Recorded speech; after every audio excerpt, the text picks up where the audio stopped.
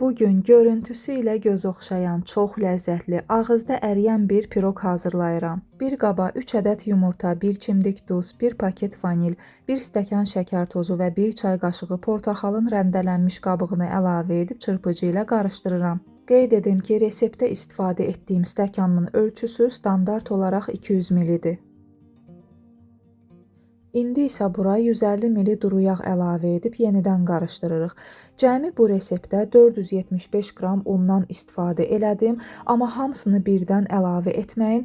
Bu miqdardan bir xörək qaşığı unu ayırın, qoyun bir kənara, sonra bizə lazım olacaq. Daha sonra üzərinə bir çay qaşığı yarım qabartma tozunu da əlavə edib yumşaq, biraz da ələ yapışan bir xəmir yoğururuq.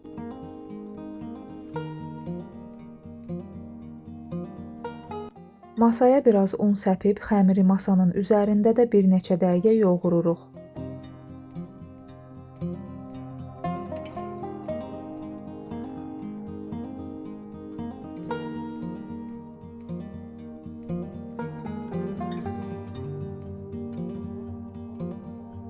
Xəmiri 2 bərabər hissəyə kəsirik və ayırdığımız o bir xörək qaşığı unu hissələrdən birinə əlavə edib yenidən yoğururuq ki, xəmir daha bərk olsun.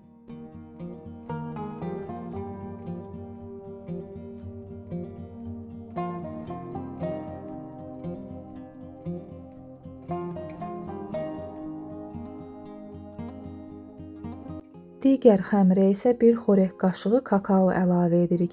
Beləliklə əlimizdə həm ağ, həm də şokolad rəngli 2 gözəl xəmirimiz olur. Dostlar, bu arada videonu bəyənməyi unutmayın. Sizin layklarınız videonun daha çox insana çatmasına kömək edir. Şərhlər bölməsində isə bu resept haqqında fikirlərinizi və ya öz sevimli piroq reseptlərinizi mütləq yazın. Hamısını tək-tək oxuyuram. İndi də ən maraqlı hissəyə gəldik. Hər iki xəmiri yenidən 2 yerə bölürük. Cəmi 4 kündəmiz olur. 2 ağ, 2 qara.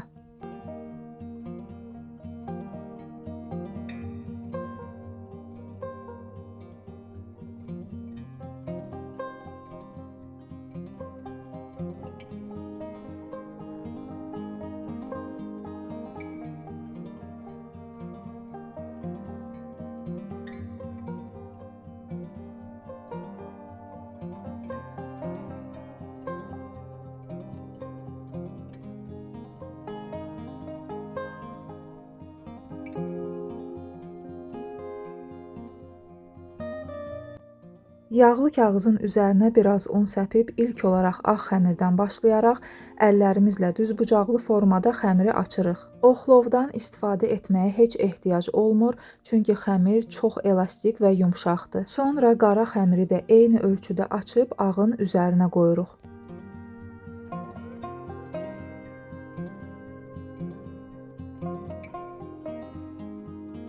Bu şəkildə növbəli olaraq bütün xəmirləri üst-üstə yığırıq.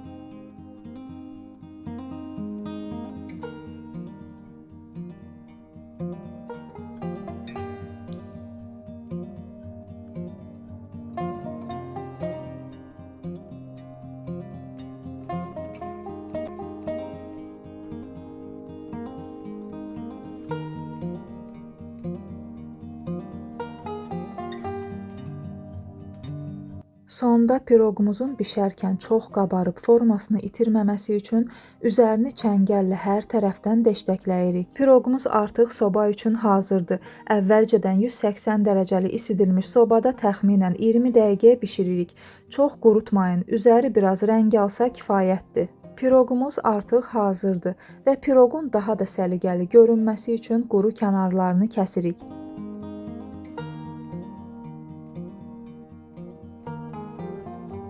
Soba istiliyi keçdikdən sonra hələ ilıq halda ikən üzərinə alma cemi çəkirik. Mən alma cemini çox yaraşdırıram bu piroqa, amma siz zövqə görə hər hansısa bir başqa cemdən də istifadə edə bilərsiniz. Son toxunuş olaraq üzərini də kokos qırıntıları ilə bəzədim. Portaxal qabığının bu piroqa verdiyi o yüngül sitrus ətri ilə kakaonun acımtılı dadı bir-birini o qədər gözəl tamamlayır ki, bir dilimlə kifayətlənmək mümkün deyil. Üstəlik üzərinə çəkdiyimiz o alma cemi bişmiş xəmirə biraz rütubət və parlaqlıq qatır. Kokos isə son nöqtəni qoyur. Bu resepti mütləq sınaqdan keçirin. İstər qonaqlarınız üçün, istərsə də ailənizlə axşam çayının yanına hazırlaya biləcəyiniz ən praktik və büdcəyə uyğun desertlərdən biridir. Əgər hazırlasanız, nəticəni mənimlə də bölüşməyi unutmayın. Sizin rəyləriniz və hazırladığınız təamların fotoları məni çox xoşbəxt edir. Videomu bəyəndinizsə, aşağıdakı like düyməsinə basmağı, bu ləzzəti dostlarınızla paylaşmağı və əlbəttə ki, kanalıma hələ də abunə deyilsinizsə, abunə olaraq mənə dəstək olmağı unutmayın. Zəng işarəsini də aktiv edin ki, hər gün paylaşdığım yeni və fərqli reseptləri ilk siz görəsiniz. Süfrəniz hər zaman bərəkətli, ağız dadınız şirin olsun. Hələlik.